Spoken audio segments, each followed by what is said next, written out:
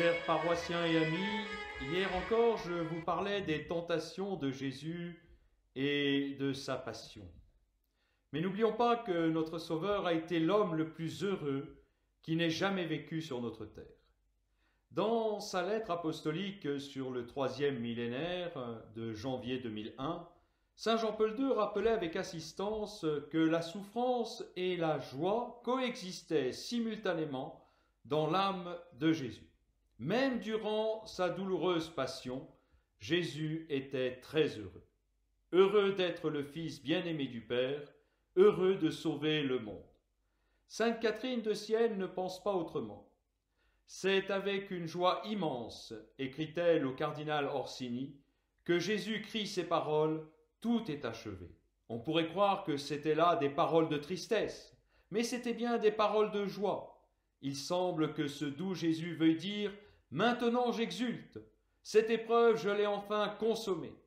Oui, dit-elle encore, l'agneau sur la croix était tout à la fois bienheureux et souffrant, sa chair souffrait, mais sa divinité ne pouvait souffrir, et non plus son âme en sa partie supérieure, la plus spirituelle. En méditant les souffrances que le Christ a endurées pour nous tout au long de son existence terrestre, n'oublions jamais que c'est dans sa nature humaine, et non dans sa nature divine, que le Christ a souffert. C'est bel et bien la personne du Verbe éternel qui a souffert pour nous sur la croix, mais en tant que Verbe éternel du Père, il est resté impassible. En s'incarnant dans le sein de la Vierge Marie, le Fils de Dieu est devenu mortel, tout en restant immortel. Il est devenu passible, tout en restant impassible. Il est devenu fragile, tout en restant tout-puissant. Il est devenu homme, tout en restant Dieu. Nous savons que ce Dieu qui se révèle dans l'Écriture est un Dieu dont les entrailles sont pleines de pitié pour son peuple.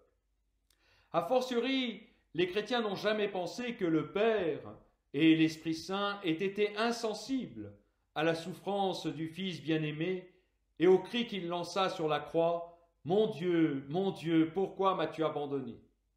Très souvent, des artistes ont évoqué cette participation de la Sainte Trinité à la tragédie du Calvaire en représentant le Père accueillant dans ses bras le corps du crucifié et l'Esprit Saint reposant sur lui sous la forme d'une colombe. N'oublions jamais que pour respecter le mystère de Dieu, il faut affirmer simultanément que Dieu est infiniment heureux et infiniment compatissant.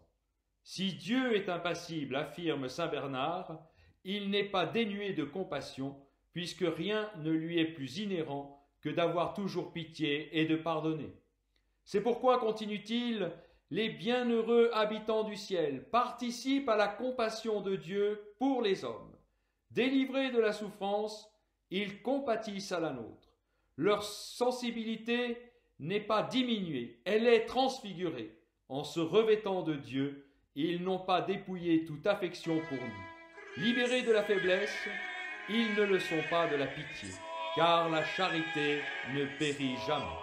Chers frères et sœurs, soyez bénis par le Seigneur et gardez dans votre cœur l'espérance.